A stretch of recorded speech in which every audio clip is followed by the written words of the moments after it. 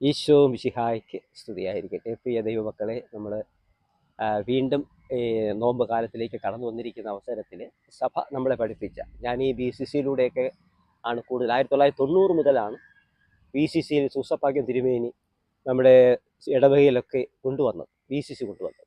അപ്പോൾ BCCയിലൂടെ സഭയെക്കുറിച്ച് കൂടുതലായിട്ട് അറിയുവാൻ നമുക്ക് സാധിച്ചിട്ടുണ്ട്. അന്ന് ലഭിച്ച ചില അറിവുകൾ നിങ്ങളുമായിട്ട് ഞാൻ പങ്കുവയ്ക്കുകയാണ്. ഇന്ന് പലർക്കും BCCയിൽ ഉണ്ടെങ്കിലും സഭയെക്കുറിച്ച് വ്യക്തമായ ബോധ്യങ്ങളില്ല. അതുകൊണ്ടാണ് ഇപ്പോൾ ഞാൻ അതിലേക്ക് വരികയാണ്. പെസഹ അനുസ്മരണ കാലത്തെക്കുറിച്ച് ഇപ്പോൾ ഓർമ്മപ്പെടുത്തുകയാണ്.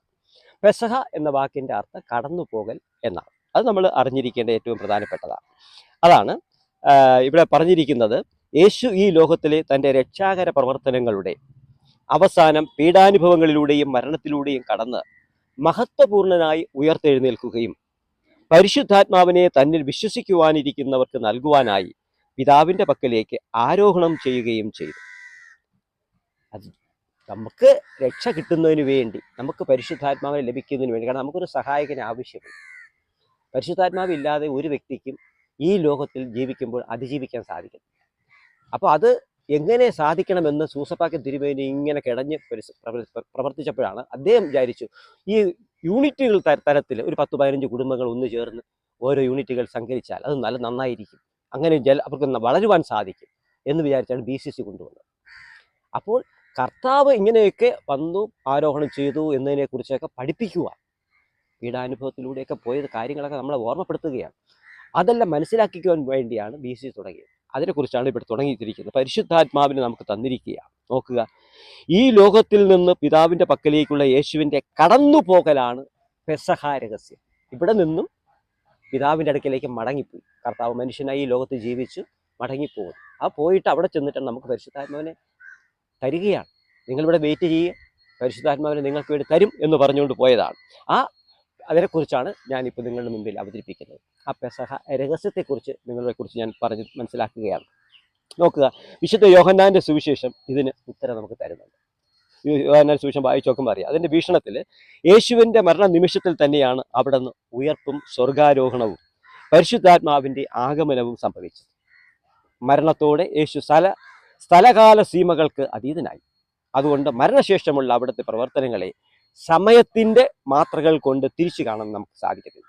എന്നാൽ സാമാന്യ മനുഷ്യന് സമയത്തിൻ്റെ അടിസ്ഥാനത്തിൽ മാത്രമേ ഈ രഹസ്യങ്ങൾ അനുഭവിച്ചറിയുവാൻ സാധിക്കുകയുള്ളൂ. നമുക്ക് പല ദൈവത്തിൻ്റെ രഹസ്യങ്ങൾ ഒന്നും അറിയില്ല. നമ്മൾ നമ്മുടേതായ ബുദ്ധിയിൽ ചിന്തിക്കുകയാണ്.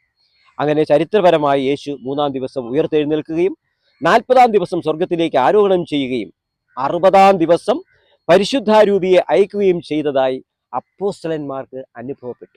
ആ അപ്പോസ്തലന്മാരാണ് നമുക്കതെല്ലാം വ്യക്തമാക്കി തന്നത്. അവർക്കെല്ലാം ഇത് അനുഭവപ്പെട്ടത് കൊണ്ട് അവരിതെല്ലാം വ്യക്തമാക്കി തന്നു. അത് നമ്മളിലൂടെ നമുക്ക് പെട്ടെന്ന് വളരെ സാധാരണക്കാരായി നമുക്ക് മനസ്സിലാക്കുന്നതിന് വേണ്ടി സൂസപ്പാക്യം തിരുമേനി യൂണിറ്റുകളിലൂടെ അത് നമ്മളെ പഠിപ്പിക്കുകയാണ് ചെയ്തത്. നോക്കുക, പെസഹ കാലം, നോമ്പ് കാലം, പെസഹ ത്രിദിനം, പെസഹ എന്നൊക്കെ മൂന്നായിട്ടാണ് പറയുന്നത്. അതായത് നോമ്പ് കാലം, പെസഹ ത്രിദിനം, പെസഹ കാലം എന്നിങ്ങനെ ഈ കാലഘട്ടത്തിനെ 3ആയിട്ട് തരംതിരിച്ച് നമുക്ക് യൂണിറ്റുകളിൽ വഴി നമ്മളെ പഠിപ്പിച്ചിട്ടുണ്ട്. ഇതൊക്കെ അന്ന് മനസ്സിലാക്കി നമ്മളിപ്പോൾ കൂടുതൽ മിടുക്കന്മാരായിട്ട് മാറിയിട്ടുണ്ട്. സഭയെക്കുറിച്ച് കൂടുതൽ നമ്മൾ മനസ്സിലാക്കുകയാണ്. ആ തപസ് കാലത്തെക്കുറിച്ച് പറയുമ്പോൾ ഇവിടെ പറയുന്നത്, ഈ ഒരുക്കത്തിൻ്റെ ദിവസങ്ങൾ എന്ന് പറയുന്നത് പെസഹ ത്രിദിനത്തിന് തൊട്ട് മുമ്പുള്ള ഏകദേശം 40 ദിവസങ്ങളാണ്. അതാണ് തപസ് കാലം എന്ന് നമ്മൾ അറിഞ്ഞിരിക്കണം. വിഭൂതി തിരുനാളോടുകൂടി ആരംഭിക്കുന്ന തപസ് കാലം വലിയ വ്യാഴാഴ്ചത്തെ തിരുവത്താഴ പൂജയ്ക്ക് മുമ്പ് അവസാനിക്കുകയാണ്. അനുതാപത്തിൻ്റെയും ജ്ഞാനസ്നാന ദിവ്യരഹസ്യങ്ങളുടെയും ചൈതന്യം നിറഞ്ഞു നിൽക്കുന്നവയാണ് ഈ ദിവസങ്ങൾ. വലിയ ശനിയാഴ്ച രാത്രി ജ്ഞാനസ്നാനത്തിലൂടെ യേശുവിനോടൊപ്പം മരിക്കുകയും ഉയർക്കുകയും ചെയ്തുകൊണ്ട് ജീവജലത്തിൻ്റെ ഉറവിടമായ ആത്മാവിനെ സ്വീകരിക്കുവാനായി ജ്ഞാനസ്നാനാർത്ഥികളെ ഒരുക്കുന്ന കാലമാണ്. നമ്മളെല്ലാം പള്ളിയിൽ വരുമ്പോൾ നമുക്കതെല്ലാം വ്യക്തമായിട്ട് അറിയാം. പലരും ചിലപ്പോൾ അറിയാതെയൊക്കെ അങ്ങനെ ഇരിക്കുന്നത് കാണാം. നമ്മളത് മനസ്സിലാക്കാം. ജ്ഞാനസ്നാനാർത്ഥികളോടൊപ്പം എല്ലാ തിരുസഭാംഗങ്ങളും പ്രാർത്ഥനയിലൂടെയും ഉപവാസത്തിലൂടെയും പരിത്യാഗ പ്രവൃത്തികളിലൂടെയും ഈ ഒരുക്കത്തിൽ പങ്കുചേരുന്നു. അപ്പോൾ നമ്മളെല്ലാം വെറുതെ ഇങ്ങനെ വന്ന് ഈ ഒരു ചടങ്ങ് പോലെ ചെയ്തു പോകാനല്ല പറഞ്ഞിരിക്കുന്നത്. പരിത്യാഗ കർമ്മങ്ങൾ. ഇപ്പോൾ നോമ്പ് കാലമൊക്കെ ആകുമ്പോൾ നമ്മൾ എന്താ ചെയ്യുന്നത്? നമ്മളെപ്പോഴും ഈ ഉപവസിക്കുന്നു, പ്രാർത്ഥിക്കുന്നു എന്ന് ചെയ്യുന്നത് മാത്രമല്ല, ദാനധർമ്മങ്ങൾ ചെയ്യുന്നു ഒക്കെ ഉണ്ട്. പക്ഷേ ചിലതൊക്കെ നമ്മൾ വിട്ടുവീഴ്ച ചെയ്യണം. അതാണ് പരിത്യാഗം എന്ന് പറഞ്ഞത്. അതായത് നമ്മൾ സീരിയൽ കണ്ടുകൊണ്ടിരിക്കുന്നവരാണ്, സീരിയലൊക്കെ അങ്ങ് നിർത്തണം. സിനിമ കണ്ടുകൊണ്ടിരിക്കുന്ന അതൊക്കെ അങ്ങ് നിർത്തണം. അപ്പോൾ അതിനൊക്കെ ചിലവാക്കുന്ന പൈസ എന്ത് ചെയ്യണം? അത് സാധാരണ ആൾക്കാർക്ക് വേണ്ടി നമ്മൾ വിതരണം ചെയ്യാം. അതാണ് കാരുണ്യ പ്രവൃത്തിക്കായിട്ടുള്ളത്. അപ്പോൾ ആ പൈസ സ്വരൂപിച്ച് അത് ഇങ്ങനെ കാരുണ്യ പ്രവൃത്തി ചെയ്താലേ പ്രയോജനം ഉണ്ടാകത്തുള്ളൂ. അതാണ് കർത്താവ് നമ്മളെ പഠിപ്പിച്ചത്. എനിക്ക് വിശന്നു അല്ലേ, നീ എനിക്ക് ഭക്ഷണം തന്നോ? എനിക്ക് ദാഹിച്ചു, നീ കുടിക്കാൻ തന്നോ? ഞാൻ രോഗിയായിരുന്നു, നീ എന്നെ ശുശ്രൂഷിച്ചോ? ഞാൻ തടവിലായിരുന്നു, നീ എന്നെ വന്ന് കണ്ടോ? ഞാൻ പരദേശിയായിരുന്നു, നീ എന്നെ ചേർത്തോ? ഇങ്ങനെയൊക്കെ ചോദിക്കുമ്പോഴത്തേക്കും നമ്മൾ അറിഞ്ഞിരിക്കേണ്ട കാര്യങ്ങളാണ്. ഇങ്ങനെയൊക്കെ കരുതാം. അല്ല നമ്മൾ സമ്പാദിക്കുന്നത് മുഴുവനും എടുത്ത് മറ്റുള്ളവർക്ക് വിതരണം ചെയ്യാനൊന്നും അല്ല കർത്താവ് പറഞ്ഞത്. പലപ്പോഴും പലർക്കും അങ്ങനെ ഒരു ചിന്തയാണ്, ഞങ്ങൾ ഇങ്ങനെ കൊടുത്തുകൊണ്ടിരുന്നാൽ മതിയോ എന്നൊക്കെ ചോദിക്കുന്ന ആൾക്കാർ, സാധാരണ ആൾക്കാർ. കാരണം ബുദ്ധിപരമായിട്ട് ചിന്തിക്കുന്നവർ അങ്ങനെയല്ല. നമുക്ക് തരുന്നത് എല്ലാം കൊടുത്താലും ഒരു കുഴപ്പവും സംഭവിക്കില്ല. അതാണ് പണ്ടത്തെ അപ്പോസ്തലന്മാർ അങ്ങനെയാണ് ചെയ്തത്. പക്ഷെ അത്രയും ബുദ്ധിയൊന്നും പിന്നെ പരിശുദ്ധാത്മാവിൻ്റെ കൃപയൊന്നും ഇന്നത്തെ ആൾക്കാർക്ക് ഉണ്ടായിട്ടില്ല. അപ്പോൾ അത് കിട്ടണമെന്നുണ്ടെങ്കിൽ ശരിക്കും നമ്മൾ അറിഞ്ഞിരിക്കേണ്ടത് യൂണിറ്റുകളിൽ ചെല്ലുക. അവിടെ എന്ത് യൂണിറ്റ് വരുമ്പോഴത്തേക്ക് ബൈബിൾ കൊണ്ടുവരാൻ പറഞ്ഞാലും ഏതെങ്കിലും ഒരാൾ മാത്രം കൊണ്ടുവരും. അത് ആരെന്നറിയാമോ കൊണ്ടുവരുന്നത്? ഏതെങ്കിലും വല്ല കരിസ്മാറ്റിക്കിലോ അല്ലെങ്കിൽ ഏതെങ്കിലും ലീജൻ ഓഫ് മേരി പ്രാർത്ഥനാ ഗ്രൂപ്പുകളിലുള്ള ആൾക്കാരായിരിക്കും കൊണ്ടുവരിക. അതല്ല വേണ്ടത്.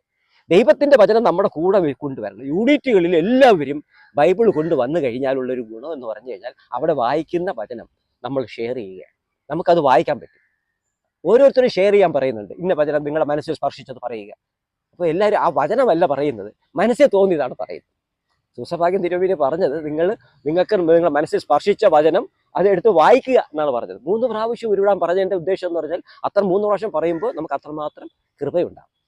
ആ വചനം നമ്മൾ സ്പർശിക്കും. ആ വചനം മാംസമായി നമ്മുടെ ഇടയിൽ വസിച്ചു എന്ന് പറയുന്നില്ല. അത് വചനം നമ്മളിൽ ധരിക്കണം, മാംസം ധരിക്കണം. അപ്പോൾ യൂണിറ്റുകളിൽ നമ്മൾ പോകുമ്പോൾ തീർച്ചയായിട്ടും ഇങ്ങനെയൊക്കെ ചെയ്താൽ നമുക്ക് വലിയ ഗുണമുണ്ടാകും. നമ്മൾ വളരും. അങ്ങനെയാണ് ശരിക്കും ദൈവവേല ചെയ്യുവാനായിട്ട് നമുക്ക് സാധിക്കുക. എല്ലാവർക്കും ദൈവവേല ചെയ്യാൻ കഴിയും. പ്രസംഗിക്കുന്നതിലൊന്നും അല്ല ഇരിക്കുന്നത്. സകലമാന വ്യക്തികൾക്കും ദൈവവേല ചെയ്യാൻ സാധിക്കും. അത് ഇങ്ങനെയാണ്. യൂണിറ്റുകളിൽ പോകുമ്പോൾ ദൈവത്തിൻ്റെ വചനം ബൈബിൾ കൂടെ നമ്മൾ കയ്യിൽ കൊണ്ടുപോകേണ്ടത് ഏറ്റവും പ്രധാനപ്പെട്ടതാണെന്നാണ് പറഞ്ഞു വരുന്നത് സാധനം. ഇനി ഈ പെസഹ ത്രിദിനം എന്തെന്ന് കൂടെ ഞാനൊന്ന് പറയാം. പെസഹ ത്രിദിനം വലിയ വ്യാഴാഴ്ച വൈകുന്നേരം തിരുവത്താഴ പൂജയോടുകൂടി പെസഹ ത്രിദിനം ആരംഭിക്കുക. നോക്കുക, ഇടയ്ക്കുള്ള ദുഃഖ വെള്ളിയാഴ്ച കർത്താവിൻ്റെ പീഡാസഹനം അനുസ്മരിക്കുന്ന ദിവസമാണ്. വലിയ ശനിയാഴ്ച രാത്രി കർത്താവിൻ്റെ പുനരുത്ഥാനത്തെയും യേശുവിൻ്റെ പെസഹ രഹസ്യത്തിൽ ജ്ഞാനസ്നാനത്തിലൂടെയുമുള്ള നമ്മുടെ ഭാഗഭാഗത്വത്തെയും അനുസ്മരിപ്പിക്കുന്ന തിരുക്കർമ്മങ്ങളോടുകൂടി പെസഹ ത്രിദിനം സമാപിക്കുന്നു. അത് നമ്മൾ ഏറ്റവും പ്രധാനപ്പെട്ടതായിട്ട് അറിഞ്ഞിരിക്കേണ്ട കാര്യമാണ്. ഇത് നമ്മൾ അങ്ങനെ ഓരോന്നുമായിട്ട് ഓർക്കണം. പിന്നെ പെസഹ കാലം വരും. പെസഹ കാലം ഏതാണ്? ഞായറാഴ്ച തൊട്ട് പെന്തക്കോസ്ത തിരുനാൾ വരെ. അതാണ് നോക്കണം. ഉള്ള ആ 50 ദിവസങ്ങളാണ് പെസഹ കാലം എന്ന് പറയുന്നത്. അത് നമ്മൾ അറിഞ്ഞിരിക്കേണ്ടത് ഏറ്റവും പ്രധാനപ്പെട്ട ഏതാണ്? ഉയർപ്പ് ഞായറാഴ്ച തൊട്ട് പെന്തക്കോസ്ത തിരുനാൾ വരെയുള്ള 50 ദിവസങ്ങളെയാണ് ലത്തീൻ ക്രമത്തിൽ, നമ്മൾ ലത്തീനിലാണ്, മറ്റേ സ്വല്പ വ്യത്യാസമുണ്ട്. അപ്പോൾ ലത്തീൻ ക്രമത്തിൽ അങ്ങനെ പെസഹ കാലം എന്ന് പറയാറുണ്ട്. അപ്പോൾ നമ്മൾ ഇതെല്ലാം എവിടെ നിന്നാണ്? ഇതെല്ലാം ഞാൻ തയ്യാറാക്കി വെച്ചിരിക്കുന്നത് നമ്മുടെ കുടുംബ യൂണിറ്റുകളിൽ. പിന്നെ പെസഹ നമ്മുടെ നീർച്ചാലുകൾ എന്ന് തുടങ്ങി 1990 തുടങ്ങിയതാണ്. നീർച്ചാലുകൾ എന്ന് പറഞ്ഞുകൊണ്ട് അന്ന് ഇറക്കിയപ്പോൾ അതോട് കൂടി നിന്ന് സഹകരിക്കുവാൻ പഠിക്കുവാനൊക്കെ പോയതിൻ്റെ പേരിലാണ് ഇന്ന് എനിക്ക് ഇതെല്ലാം സാധിക്കുന്നത്. അപ്പോൾ അങ്ങനെ പല കാര്യങ്ങളും പഠിക്കുവാനും ഒക്കെ സാധിച്ചു. അതുകൊണ്ട് ആ 90 മുതൽ ഇന്ന് വരെയും BCC തലത്തിലും ദൈവവചന പ്രഘോഷണത്തിലും ധ്യാന കേന്ദ്രങ്ങളിലും ഒക്കെ ദൈവത്തിൻ്റെ വചനം പ്രഘോഷിക്കുവാനും സംസാരിക്കുവാനും അതിൻ്റെ വചനത്തിന് അനുസൃതമായ ആത്മാവിൻ്റെ അഭിഷേകം ലഭിക്കുവാനും ഒക്കെ കൃപ ലഭിച്ചിട്ടുണ്ട്. അതിനുള്ള നന്ദി ദൈവത്തിന് സൂചിപ്പിക്കുകയാണ് ഞാൻ ഈ എപ്പിസോഡിലൂടെ. കർത്താവ് എനിക്ക് തന്ന ഈ വലിയ കൃപയ്ക്ക് ജനം മുഴുവനും ഇത് അനുഭവിക്കട്ടെ, അതിനുള്ള കൃപ നൽകട്ടെ എന്ന് പ്രാർത്ഥിച്ചുകൊണ്ട് പിതാവിൻ്റെയും പുത്രൻ്റെയും പരിശുദ്ധാത്മാവിൻ്റെയും നാമത്തിൽ ആമേൻ.